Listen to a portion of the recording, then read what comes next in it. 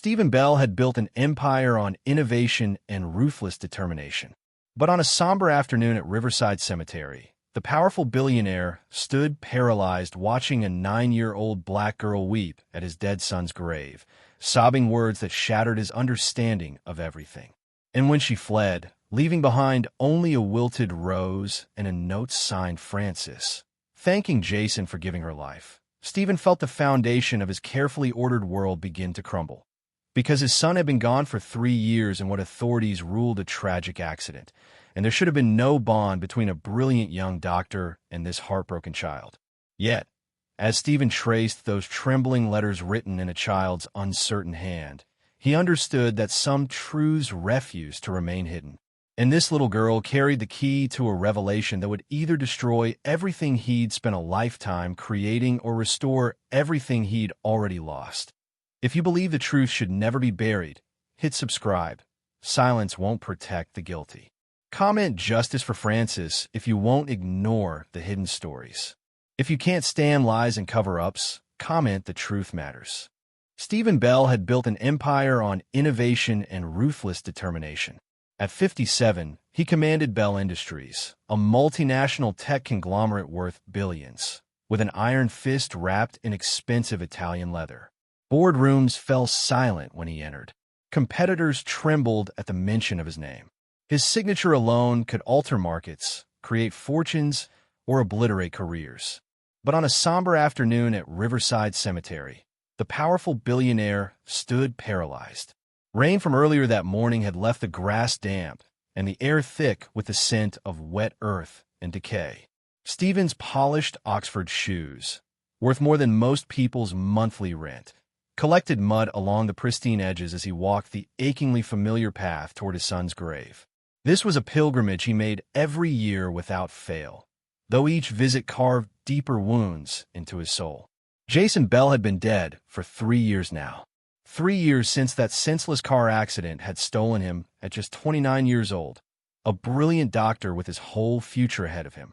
3 years of suffocating grief, crushing guilt, and questions that screamed in the darkness but received no answers. Stephen rounded the corner past the ancient oak trees and stopped cold. Someone was already there. A small figure knelt before Jason's polished granite headstone, her thin shoulders shaking with devastating sobs. It was a child, a young black girl, perhaps 9 years old, dressed in a worn but clean school uniform with a white collar. Her dark skin contrasted starkly against the pale gray stone as she pressed her small hand against Jason's engraved name, her fingers tracing each letter as if trying to touch the man himself. Her hair was pulled back in 2 neat braids tied with faded purple ribbons that had seen better days. Stephen stood frozen, something primal in his chest tightening as he watched the girl whisper words he couldn't quite hear. Then her broken voice reached him clearly through the still air. "I'm sorry I couldn't tell you sooner. I'm sorry I couldn't save you like you saved me." The words were soaked in anguish, in a pain far too deep for someone so young. Stephen felt his heart hammering against his ribs. Who was this child? How did she know his son? Jason had been single when he died, focused entirely on his work at the community medical clinics. There had been no mention of any children in his life. No godchildren. No young patients he'd been particularly close to. Nothing. He took a cautious step forward, a twig snapping beneath his foot like a gunshot in the quiet. The girl's head whipped around, her eyes, deep brown and swimming with tears, went wide with shock and something that looked disturbingly like recognition mixed with terror. "Who are you?" Stephen asked, his voice coming out rougher than he intended, cracking with emotion he couldn't control. The girl scrambled to her feet, frantically wiping tears from her face with the back of her hand. For a single, suspended moment, their eyes met. Hers held something that made Stephen's blood run cold. A knowledge, a grief, a secret that seemed impossibly heavy for such small shoulders to carry. I have to go," she stammered, her voice trembling. "Wait," Stephen said, extending his hand, desperation flooding through him. "Please, I just need to know." But she was already running. Her small legs carried her swiftly between the headstones, her worn school shoes splashing through puddles left by the morning rain. Stephen considered chasing after her, his body tense to sprint, but found his feet rooted to the spot, his legs suddenly feeling too heavy, too old, too weighted down by confusion and shock to move. He looked down at Jason's grave. She had left something behind. A single wilted rose lay against the base of the headstone, its petals browning at the edges, dying but somehow still beautiful. Beside it rested a small piece of paper folded with painstaking care, the edges slightly damp from the grass. Stephen bent down slowly, his knees protesting the movement, and picked up the note with trembling fingers that suddenly felt numb. The paper was cheap, the kind from a school notebook, slightly damp and soft from being clutched in a child's sweaty palm. He unfolded it with the delicacy one might use handling ancient, sacred texts. The handwriting was childish, the letters large and uneven, slanting awkwardly across the lined paper. Some words were misspelled, others crossed out and rewritten. But the message was devastatingly clear. Thank you, Jason. You were the nicest person I ever knew. I wish I could have saved you like you saved me. I'm sorry I was too scared to tell. I'm sorry for everything. Love, Francis. Stephen read it once, twice, 3 times, his mind struggling to process the words, to make them make sense in a world that suddenly felt tilted on its axis. Save me. What did that mean? Save her from what? And saved her when? He looked up, scanning the cemetery desperately, but the girl, Frances, had vanished completely, swallowed by the maze of headstones and monuments. Only the distant hum of traffic beyond the cemetery walls broke the crushing silence. Stephen Bell felt the foundation of his carefully ordered world begin to crumble. His son had died 3 years ago in what authorities ruled a tragic accident, a drunk driver, a terrible coincidence, wrong place and wrong time. The case had been closed. The investigation ended. Jason had been alone in that car when it happened, or so everyone believed. There should have been no bond between a brilliant young doctor and this heartbroken child. No secret connection. No mysterious girl leaving flowers and notes filled with guilt and gratitude. Yet, as Stephen traced those trembling letters written in a child's uncertain hand, his fingers following the same path hers had taken, he understood that some truths refuse to remain hidden, no matter how deep you bury them. And this little girl named Frances carried the key to a revelation that would either destroy everything he'd spent a lifetime creating or restore everything he'd already lost. The note trembled in his grip as the first drops of new rain began to fall. Behind him, thunder rumbled, a warning or perhaps a promise. That night, Stephen sat in his study, unable to sleep. The note spread before him on his mahogany desk under the warm glow of his reading lamp. He had stared at it for hours, turning it over in his hands as if the cheap notebook paper might reveal its secrets through touch alone. The childish handwriting blurred and refocused as exhaustion pulled at his eyes, but his mind refused rest. Asterisk. I wish I could have saved you like you saved me. Asterisk. The words circled in his head like vultures. Save her from what? And when? How had his son, his brilliant, driven, perpetually busy son, found time to form a bond deep enough that this child wept at his grave 3 years later? Outside, the grandfather clock in the hallway chimed 3 times. Stephen rubbed his burning eyes and reached for the phone. Some questions couldn't wait for morning. Mr. Bell? Thomas's voice was groggy with sleep when he answered. Is everything all right? I need you to pull some records for me, Stephen said, his voice hoarse from hours of silence. Search all employee files, scholarship programs, charitable donations under Bell Industries. Look for the name Francis, first or last name. Also check any orphanages or children's organizations we've funded in the past 5 years.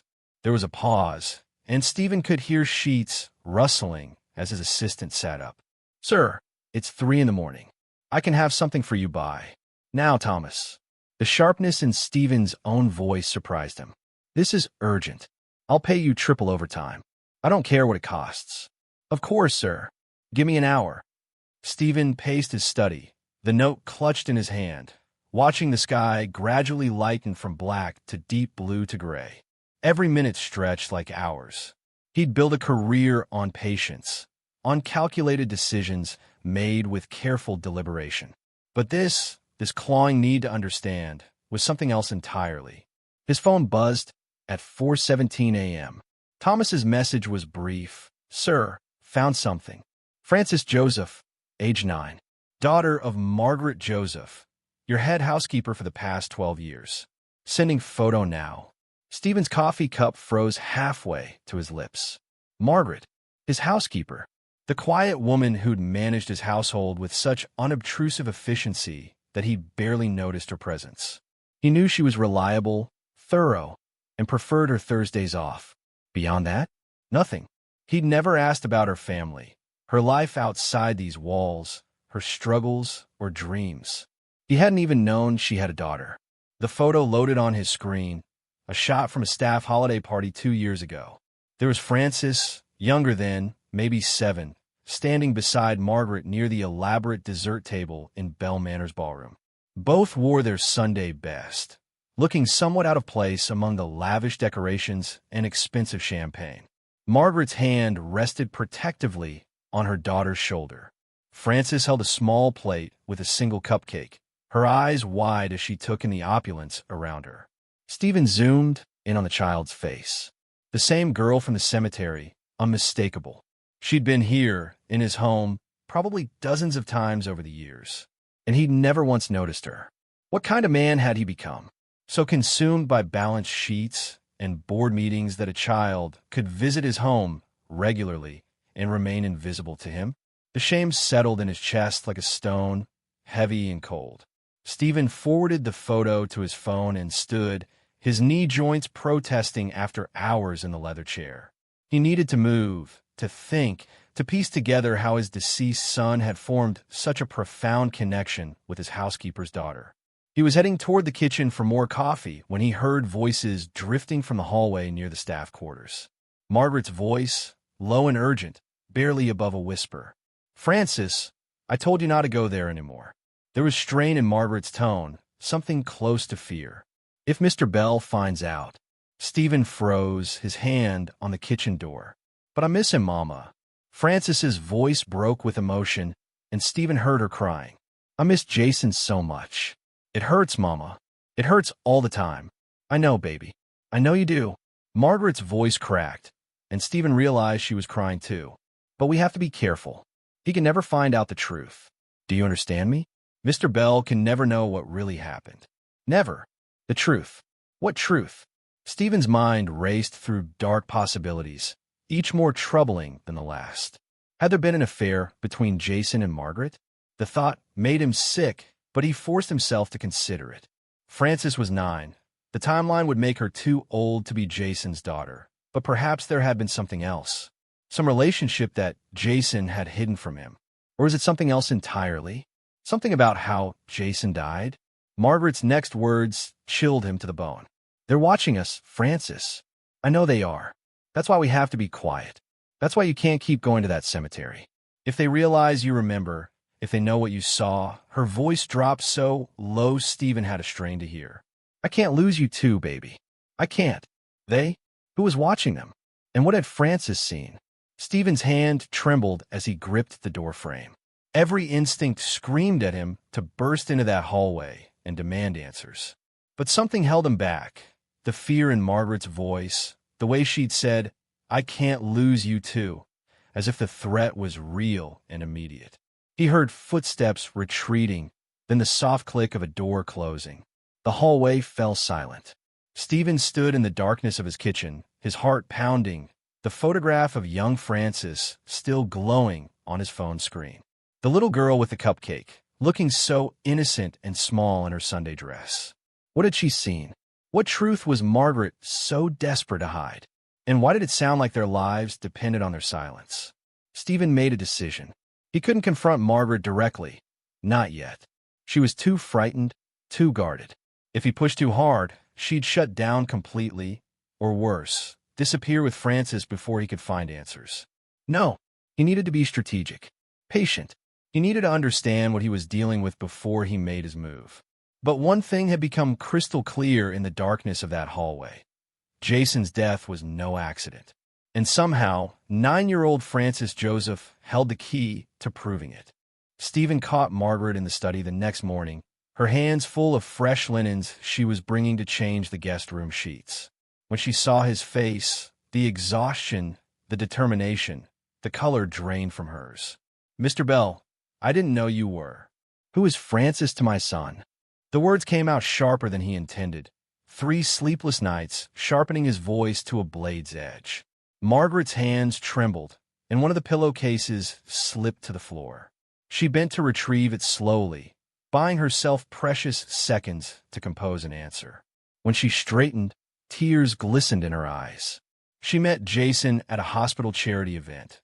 Margaret said quietly, her voice barely above a whisper, 3 years ago, Frances was very sick, and your son, he was kind to her. That's all, Mr. Bell. Just kindness. That's all." Stephen's voice rose despite himself. "My son has been dead for 3 years, and your daughter weeps at his grave like she lost her own father. Don't insult my intelligence by claiming kindness at a charity event explains that kind of grief." Margaret flinched as if physically struck. For a long moment, she simply stood there, the linens clutched to her chest like armor against his anger. Then she did something Stephen had never seen her do in over a decade of service.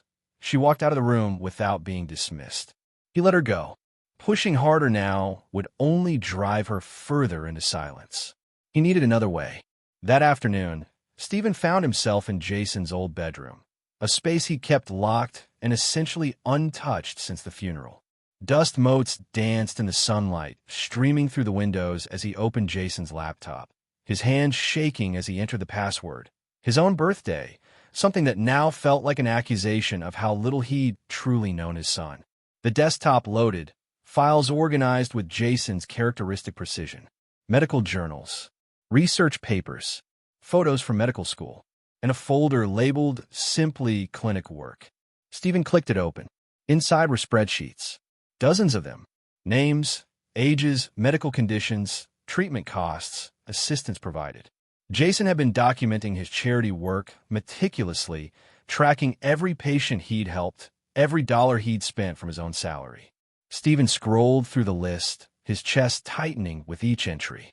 The Martinez family, 3, $204 surgery. The Johnsons, 3, $204 surgery.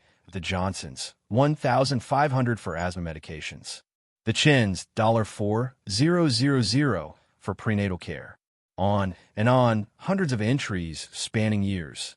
Then he found her name, Frances Joseph, age 6 at time of entry.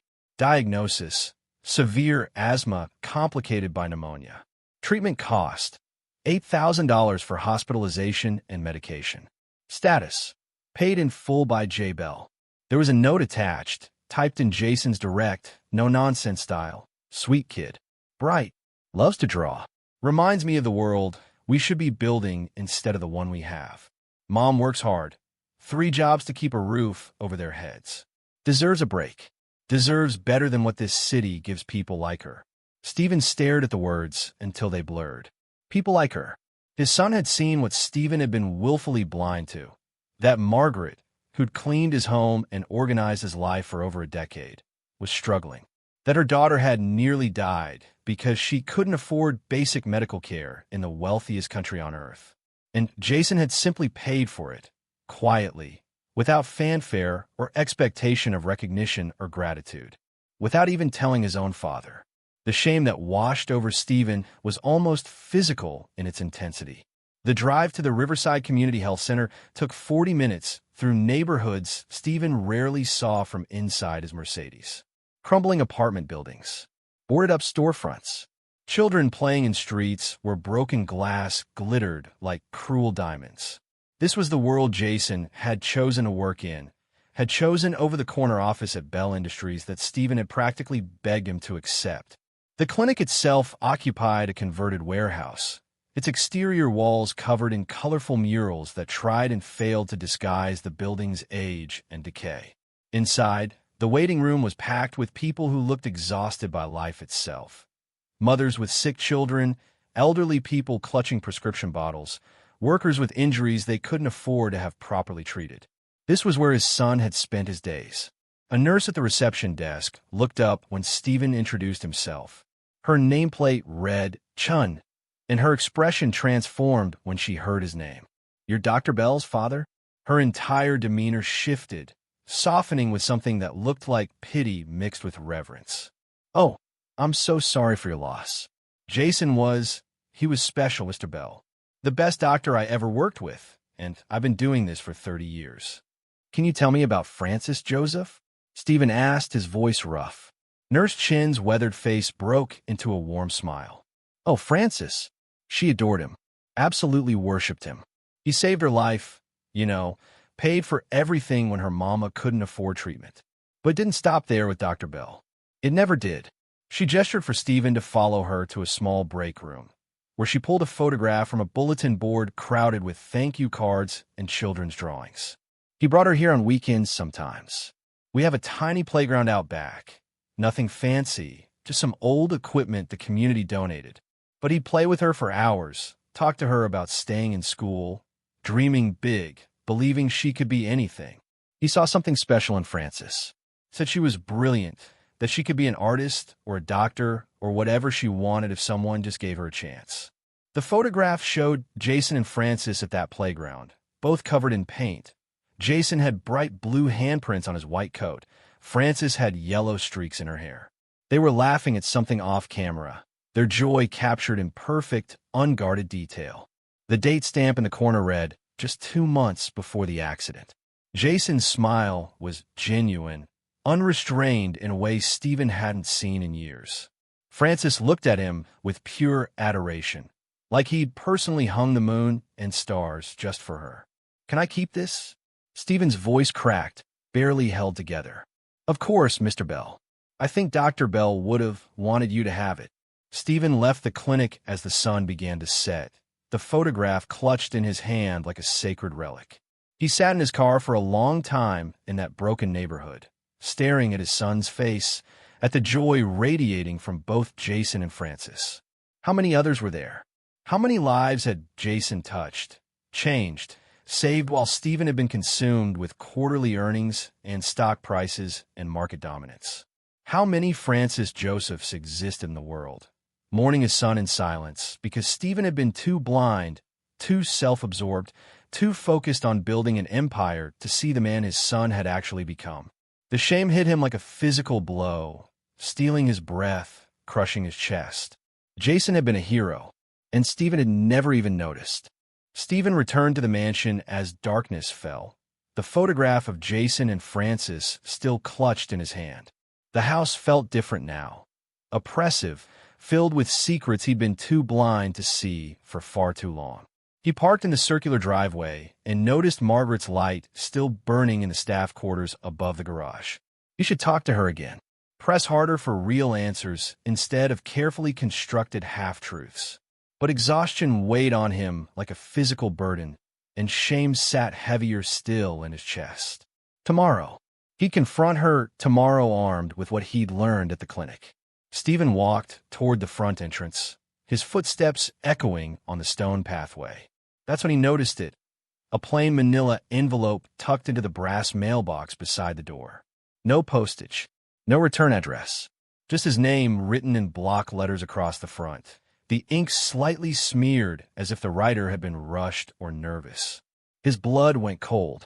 Someone had been here, on his property. After dark, Stephen glanced around the manicure grounds, suddenly acutely aware of how many shadows the landscape lighting created, how many places someone could hide among the sculpted hedges and ornamental trees.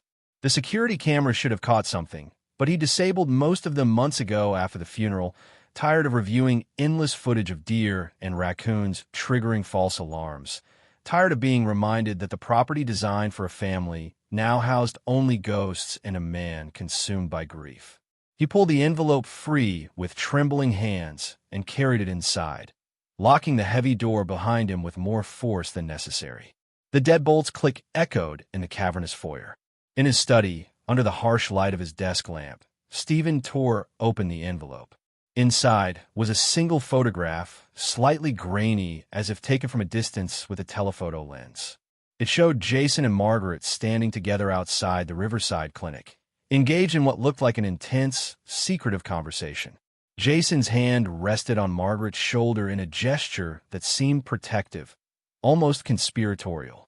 Both of them looked worried, their faces tight with an anxiety that was unmistakable even in the grainy image. Stephen's hands shook as he flipped the photograph over. For words were written on the back in those same blocky letters. He died protecting the truth. The photograph slipped from Stephen's fingers and fluttered to the desk. His heart hammered against his ribs as the implications crashed over him like a tsunami. Protecting the truth. Not he died in an accident. Not he died tragically. Not wrong place, wrong time. Protecting. Which meant Jason's death hadn't been random at all. Stephen grabbed his phone with shaking hands and scrolled through his contacts to a name he hadn't called in years. Samuel Rodriguez. They'd been roommates in college, back before their paths diverged dramatically. Stephen to build a tech empire, Sam to become a homicide detective. They'd remained friendly but distant over the decades, their worlds too different for real closeness.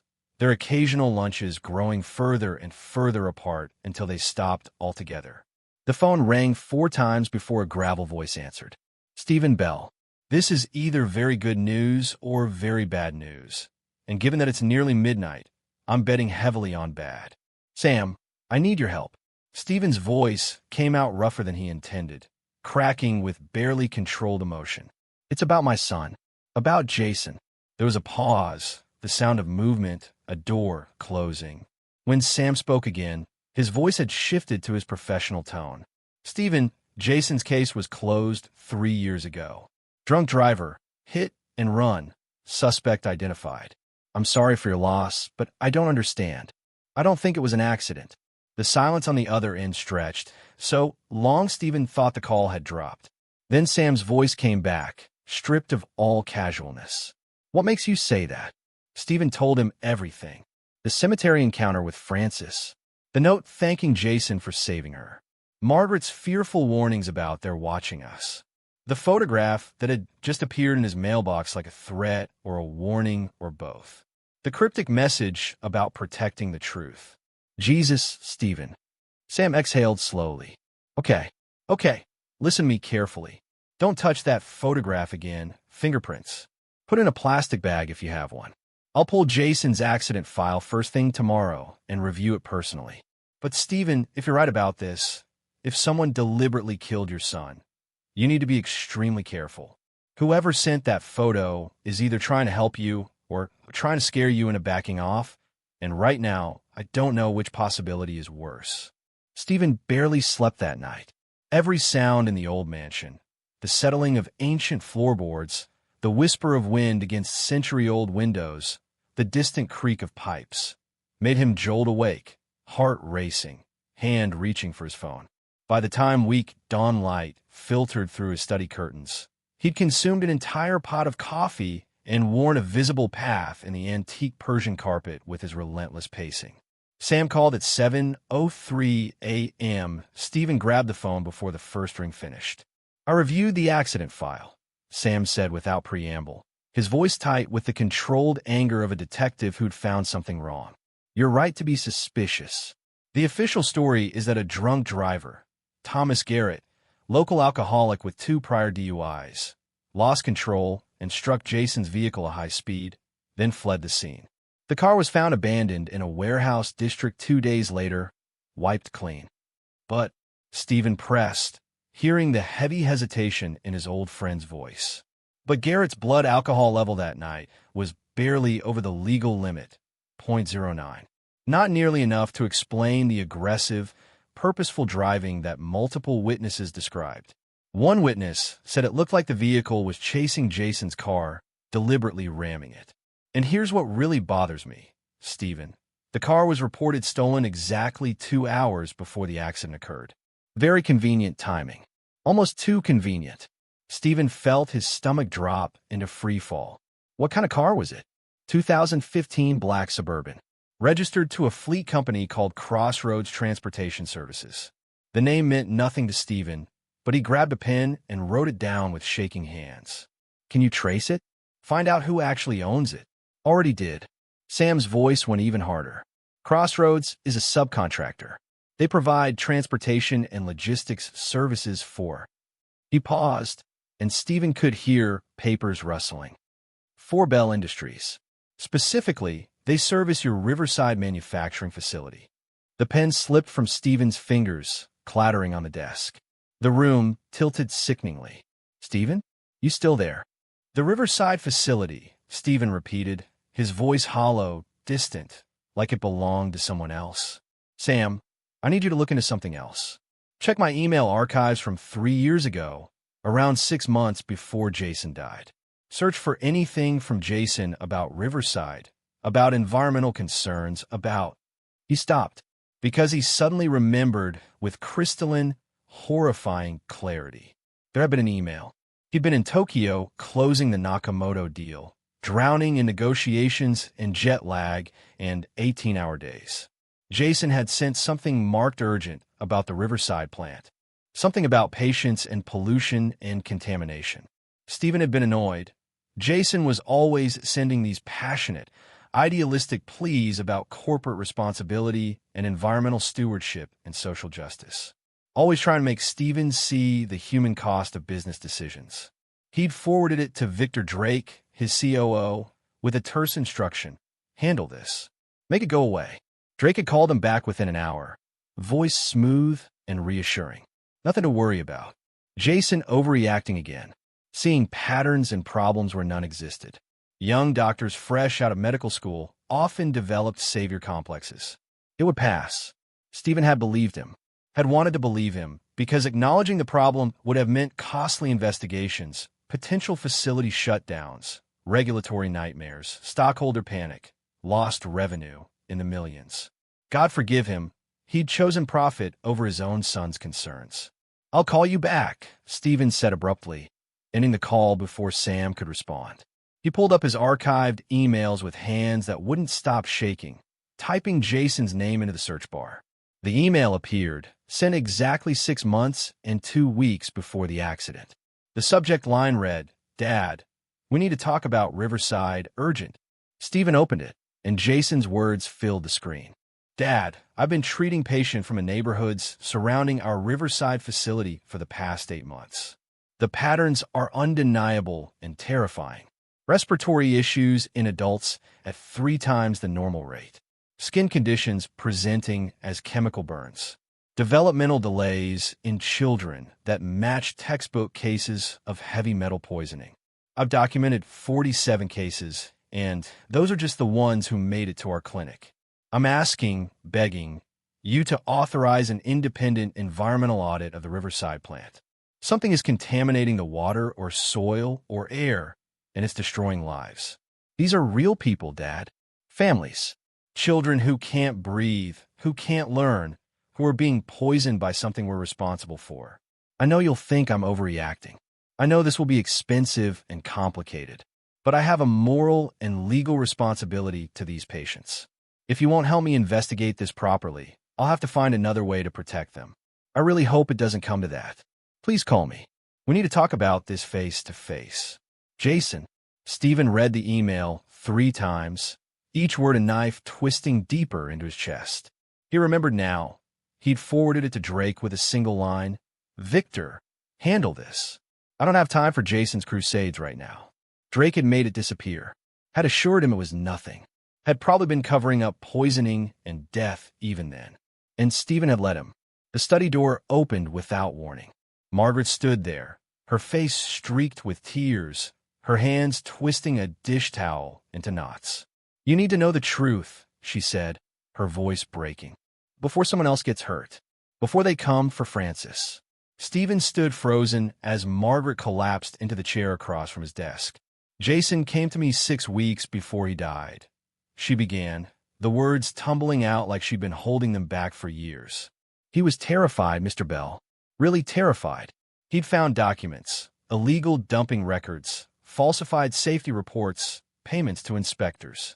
Your company was poisoning an entire neighborhood, and someone high up was orchestrating the cover-up. Drake, Stephen whispered. Margaret nodded. Jason tried to reach you, but his emails weren't getting through. His calls were being screened. He realized someone in the company was blocking him from contacting you directly. So he started gathering evidence to take to the EPA, to the media, to anyone who would listen. Why didn't you tell me? Stephen's voice cracked. Why didn't you come to me 3 years ago? Because I was scared. Margaret's composure shattered completely. Because the night of the accident, Frances was with him. Jason was driving her home from the clinic. I was working late here, and she'd had an asthma attack. They were heading back to our apartment when that SUV ran them off the road. The room spun. Frances was in the car? Jason managed to get her out before. Margaret's voice broke into sobs. He pushed her away from the vehicle, told her to run, to get help. She was hiding in the bushes when the car caught fire. She saw him trapped inside. She saw him die, Mr. Bell. A 9-year-old child watched her son burn to death, trying to save her life. Stephen felt something inside him shatter irreparably. They threatened us afterward. Margaret continued through her tears. Men in suits came to the hospital while Frances was being treated for smoke inhalation. They said if we talked to anyone about what really happened, if Frances ever told what she saw, they'd make sure we both disappeared. A 9-year-old child, and they threatened to kill her. Stephen's hands clenched into fists as rage flooded through him. White-hot, consuming rage at Drake, at the company, at the system that valued profit over human lives. But mostly rage at himself, because his company had killed his son, had murdered Jason to protect their poisoning of children. And Stephen's own arrogance, his own willful blindness to his son's pleas for help, had made it possible. Stephen spent the next 48 hours becoming a man possessed.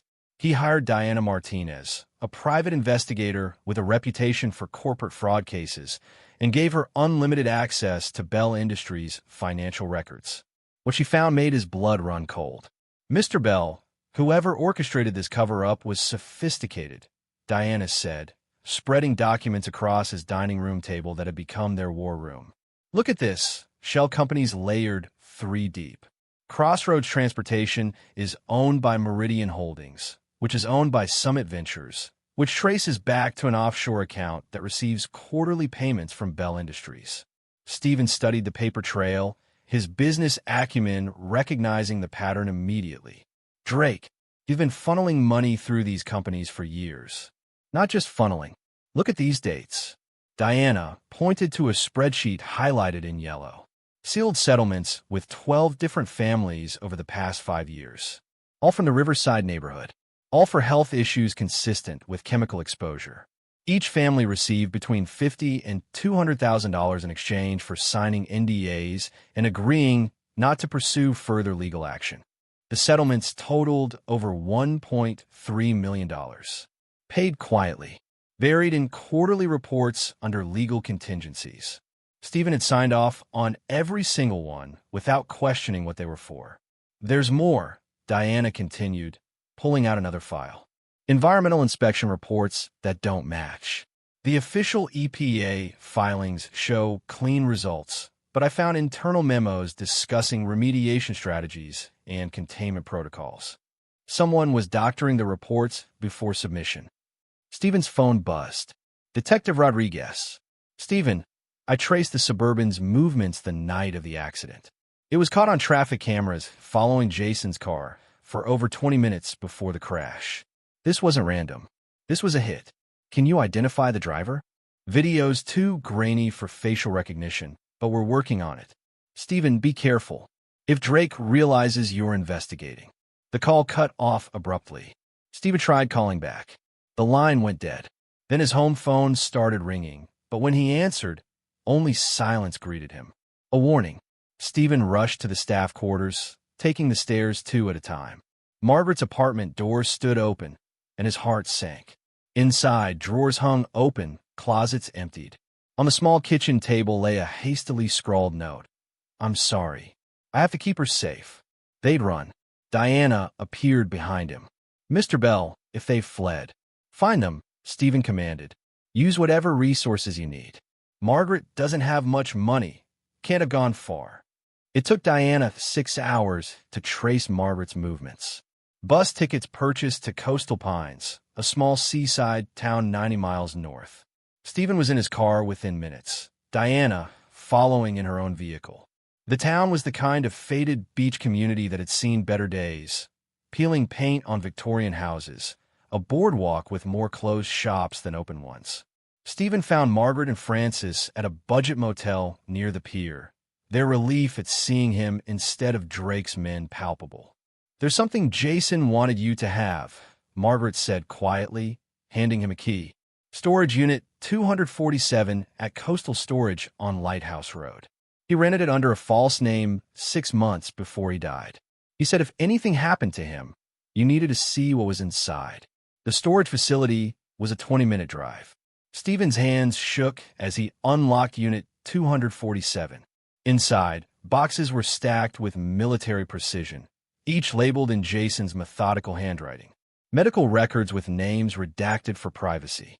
Water test results showing toxic levels of mercury, lead, and industrial solvents. Soil samples with analysis reports. Internal Bell Industries memos discussing the contamination and deliberate decisions to conceal it rather than remediate it. And on top of everything, a flash drive with a yellow sticky note. "For Dad." Stephen plugged it into his laptop right there in the storage unit, Margaret and Francis standing silently behind him. A video file opened, and Jason's face filled the screen. Alive, earnest, so heartbreakingly young. "Dad, if you're watching this, it means something happened to me," Jason began, his voice steady despite the fear in his eyes. "I hope I'm wrong. I hope I'm being paranoid. But if I'm not, you need to know everything." For the next 20 minutes, Jason methodically laid out the entire conspiracy. How he discovered the contamination while treating patients. How he'd started investigating and found evidence of deliberate illegal dumping dating back 7 years. How Victor Drake had personally ordered the falsification of environmental reports and orchestrated the cover-up. How Jason had tried repeatedly to reach Stephen, but been blocked at every turn. "I know you built this company from nothing, Dad," Jason said, his eyes glistening with unshed tears. "I know how much it means to you, but it's become something corrupt, something that hurts innocent people. Children are dying, Dad. Families are being destroyed. And I won't stand by and watch that happen, even if it means going against you." The video ended. Stephen sat in the darkness of the storage unit, tears streaming down his face, when Francis tugged on his sleeve. "Mr. Bell," she whispered, "I drew something. After the accident. I thought maybe it would help someday." She pulled a piece of paper from her backpack, a child's drawing, but remarkably detailed. It showed a black SUV with distinctive markings on the door, and in careful, precise numbers, a license plate. Stephen photographed it, his hands steadier now, rage replacing grief. He was reaching for his phone to call Rodriguez when he heard it, the rumble of a heavy engine. He looked up through the storage unit's open door. A black Suburban was pulling into the facility parking lot. The same distinctive markings Francis had drawn. The same vehicle that had killed his son. And it was heading straight toward them. "Get in the car," Stephen shouted, shoving Margaret and Francis toward his Mercedes.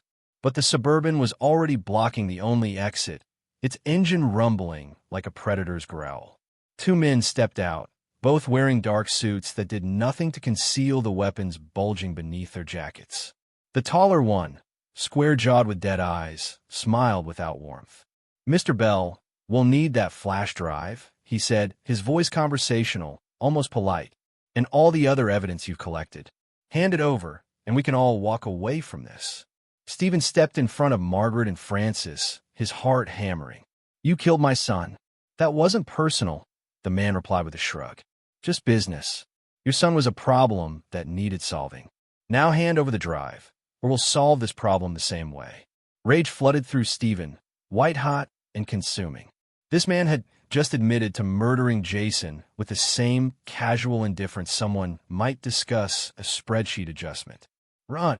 Stephen roared, grabbing a metal toolbox from inside the storage unit and hurling it at the nearest man. It connected with his shoulder, and the man stumbled backward with a curse. Margaret grabbed Francis and sprinted between storage units, the little girl's terrified sobs echoing off the metal walls. Stephen tried to follow, but the second man tackled him hard, driving him into the concrete floor. Air exploded from his lungs. His head cracked against the ground, and stars burst across his vision. "Stupid old man," the man growled, pressing a knee into Stephen's back. "Drake said you'd be trouble. Should have handled you the same night we handled your boy." Through the ringing in his ears, Stephen heard sirens. Beautiful, impossible sirens wailing in the distance, getting closer. The man on top of him cursed. "We need to go. Now." Not without the evidence. The sirens became deafening. Police cars, 3 of them, screamed into the storage facility, lights blazing. The pressure on Stephen's back disappeared as both men sprinted for the Suburban. They were halfway to the vehicle when officers emerged from their cars, weapons drawn. "Freeze! Hands where we can see them." The men froze, then slowly raised their hands. Detective Rodriguez appeared, helping Stephen to his feet. "You okay?" Stephen nodded, though his head was spinning and his ribs screamed with pain. "How did you?" "Been tracking Drake's phone records. When calls started going to known enforcers, and those calls pinged cell towers near Coastal Pines, I figured you might need backup." Rodriguez gestured to the storage unit. "That the evidence?" "Everything Jason died trying to protect." By evening, Stephen sat with Margaret and Francis in a small coastal inn, police officers stationed outside their doors. The evidence had been secured, warrants prepared for Drake's arrest. Rodriguez had assured him the case was solid: conspiracy to commit murder, environmental crimes, obstruction of justice. Drake would spend the rest of his life in prison. But Stephen felt no satisfaction, only a hollow ache where his son used to be. "What happens now?" Margaret asked quietly, Francis asleep with her head in her mother's lap. Stephen looked at Jason's face frozen on his laptop screen. The video paused mid-sentence, his son's earnest expression pleading for justice. For the victims. For a world that chose people over profit. "Now," Stephen said, his voice hardening with resolve, "I finished what Jason started. Tomorrow I'm calling a press conference. I'm going to expose everything. Drake, the cover-up, the contamination, all of it. Even if it destroys Bell Industries. Even if it destroys me." "That's your entire life's work," Margaret whispered. "No," Stephen said, looking at Francis's sleeping face. "My life's work should have been raising a son who changed the world. Jason did that despite me. The least I can do is make sure his death means something." For the first time in 3 years, Stephen felt his son's presence not as a ghost haunting him, but as a light showing him the path forward. Tomorrow, he would burn his empire to the ground if that's what justice required. The press conference was scheduled for 10 a.m. at Bell Tower headquarters. Stephen had been awake all night, writing his statement, the words coming easier than expected. The truth, he discovered, required no embellishment. Before leaving the inn, Francis approached him shyly, holding out a piece of paper. "I made this for you. For courage." The drawing showed Jason as an angel, his hand resting on a man's shoulder as he stood before a crowd. At the bottom, in careful letters, "Truth wins." "He'll be with you," Francis whispered. "I know he will." Stephen tucked the drawing into his jacket pocket, right over his heart. News vans crowded the plaza outside Bell Tower by the time they arrived. Cameras, reporters, protesters with signs, employees looking confused and betrayed. Stephen's entire world converging on this single moment of reckoning. He stepped to the podium, the flash of cameras blinding. "Good morning. My name is Stephen Bell, and I'm here to confess to crimes my company has committed." The lights went out. Emergency lighting flickered on, bathing everything in eerie red. Fire alarms shrieked. Then smoke began billowing from the hallway. Thick, black, toxic. "Fire in the server room," someone shouted. "Third floor." Chaos erupted. The crowd stampeded toward exits. Stephen's security team tried to pull him back, but his mind was racing. The server room, where all the digital backups were stored. All the evidence corroborating what Jason had found. Someone was destroying it. Through the smoke, Stephen saw Margaret fighting her way toward him, terror on her face. "The flash drive? I brought it with me. I thought it would be safer here than at the inn. I gave it to your assistant to put in your office safe." Stephen's blood turned to ice. His office was on the 3rd floor, past the burning server room. "Stay here," he commanded, then ran toward the stairs. The heat was incredible. Smoke choked his lungs. He kicked through his office door, stumbled to the safe, grabbed the flash drive with shaking hands. "Did you really think I'd let you destroy everything I built?" a voice said behind him. Victor Drake stood in the doorway, silhouetted by flames, holding something that caught the flickering light. A knife. "It's over, Victor," Stephen gasped. "The police have copies. Killing me changes nothing." "Maybe not, but it'll make me feel better." Drake lunged. Stephen dodged, his knee buckling. They struggled, crashing into furniture, flames roaring around them. The knife slashed down towards Stephen's throat. Something cracked against Drake's skull. He collapsed. Margaret stood behind him, gripping a heavy bookend, her face set with grim determination. "Move. Now." They escaped as firefighters arrived. Drake was pulled out unconscious, immediately arrested. The evidence, clutched in Stephen's smoke-blackened hands, had survived. An hour later, Stephen stood before the cameras again, his suit ruined, his face streaked with ash, but his voice steady. "As I was saying, Bell Industries has committed environmental crimes that poison hundreds of families. My son Jason died trying to expose these crimes. Today, I'm ensuring his death wasn't in vain." Then Frances stepped forward. Someone handed her a microphone. She looked at the cameras with those wise, solemn eyes. "My name is Frances Joseph. I'm 9 years old. Dr. Jason saved my life twice, once from sickness, once from the fire that killed him. He taught me that everyone deserves to live clean. Clean air, clean water, not just clean clothes." Her child's voice rang across the silent plaza. "Mr. Stephen is trying to be brave like Jason was. That's what matters. That's what truth looks like." The crowd erupted in applause. Stephen knelt beside Frances and wept openly. His empire was crumbling. But for the first time in years, he felt like Jason's father again. 6 months passed in a blur of legal proceedings and transformation. Stephen liquidated everything.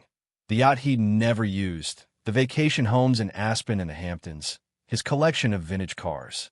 The money poured into the Jason Bell Medical Fund and the construction of the Jason Bell Community Health Center on the remediated grounds where the Riverside facility had stood. The trial of Victor Drake became a national sensation. Prosecutors presented mountains of evidence. Jason's video testimony, Margaret's account, Frances's drawings, internal documents proving 7 years of deliberate contamination and cover-up. Stephen testified for 3 days, confessing his own willful blindness, his prioritization of profit over people. He held nothing back, even when his own lawyers begged him to protect himself from potential criminal liability. On the 4th day, Frances took the stand. She was so small in the witness chair, they had to adjust the microphone down. But her voice never wavered as she described watching Jason die, seeing him push her to safety even as flames consumed him. "He told me to run," she said, tears streaming down her face. "He told me to be brave and tell the truth someday. So I'm telling it now." She held up the drawing she'd made 3 years ago, the black Suburban with Drake's license plate clearly visible. The courtroom fell silent. The jury deliberated for less than 4 hours. On all counts of conspiracy to commit murder, we find the defendant guilty. On all environmental violation charges, we find the defendant guilty. On all counts of obstruction of justice, we find the defendant guilty. Drake's face remained expressionless as the judge sentenced him to life in prison with no possibility of parole for 25 years. Stephen felt no triumph, only a deep, aching sadness for all the destruction, the lives Drake had ruined, including his own. But it wasn't over. 3 days before Drake's transfer to federal prison, his lawyers secured a brief bail extension on a technicality. Stephen was in his study when the lights died. "Not again," he whispered, reaching for his phone. The landline was dead. His cell showed no signal, jammed. Footsteps in the hallway. Heavy. Multiple people. "Margaret! Frances!" Stephen shouted. "Safe room. Now!" He heard Frances scream, then running footsteps. The safe room he'd had installed after the storage facility attack was accessible through Frances's closet. If they could just reach it. Drake appeared in the doorway, flanked by 2 men. His face was twisted with rage. You destroyed everything. My career, my reputation, my freedom. For what? Your dead son's naive crusade. For justice, Stephen said, positioning himself between Drake and the hallway where he could hear Francis crying. Drake's men moved forward. Stephen fought back with everything he had, rage and desperation making him stronger than his 57 years suggested. But he was one aging man against 3 younger, trained opponents. Then he heard the most beautiful sound in the world, a silent alarm triggering, connected directly to the police station. Francis had made it to the safe room.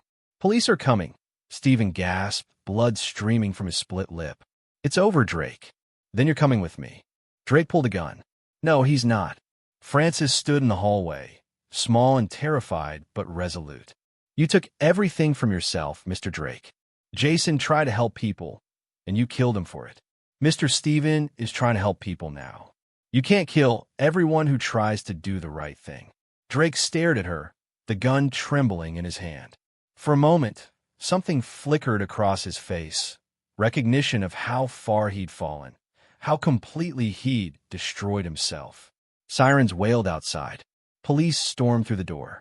This time, there would be no bail, no technicalities, no escape. As officers dragged Drake away, Stephen pulled Francis and Margaret into his arms. "Your family now," he whispered. "If you'll have me. Real family." Margaret's tears soaked his shirt. "We already are." 1 year after that fateful afternoon at Riverside Cemetery, Stephen stood at Jason's grave once more. But this time, he wasn't alone. Dozens of people gathered around the headstone. Former patients from the clinic, families from the Riverside neighborhood, nurses and doctors who'd worked alongside Jason. The community health center construction was visible in the distance, its steel frame rising against the sky like a promise being kept. The Riverside neighborhood had been transformed. The contaminated factory demolished, the soil remediated, the water cleaned. Where poison had flowed, children now played in a park funded by the settlement money Stephen had negotiated with Bell Industries' remaining board members before stepping down as CEO. One by one, people shared their memories of Jason. The homeless veteran whose insulin he'd paid for. The single mother whose twins he'd delivered for free. The teenager he'd tutored through medical school applications. Then an elderly woman in a wheelchair approached, pushed by a young man in scrubs. "Mr. Bell? I'm Rebecca Williams. 20 years ago, when I was dying from cancer with no insurance, your son was just a medical student. He organized a fundraiser that paid for my treatment. Saved my life." She gestured to the young man. "This is my grandson, Marcus. He just finished medical school because Dr. Jason inspired him." Stephen's throat tightened. 20 years. Jason had been saving lives since he was barely more than a child himself. And Stephen had been too blind to see it. Margaret squeezed his hand. Francis stood between them, wearing the purple dress Stephen had bought for her last week. She'd grown 3 inches in the past year, her artwork now displayed in the community center's lobby. "Can I show them?" Francis asked quietly. Stephen nodded. Francis unveiled her latest drawing, a large canvas showing the Riverside neighborhood healed and thriving. Children playing where factories had poisoned. Families gathering where fear had reigned. Clean water flowing where toxins had killed. And in the corner, barely visible like a blessing, Jason's smiling face watching over it all. At the bottom, she titled it simply, "Tomorrow." "Jason gave us tomorrow," Francis told the gathered crowd, her voice clear and strong. "He believed we deserved better. Mr. Stephen is making sure we get it." Later, as the crowd dispersed, Stephen knelt at the new memorial plaque he'd installed beside Jason's name. Dr. Jason Bell believed everyone deserves to live clean.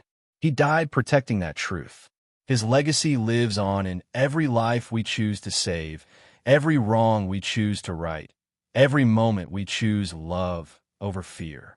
Forgive me, son, for taking so long to understand. I'm finally listening now. Margaret and Francis came to stand beside him.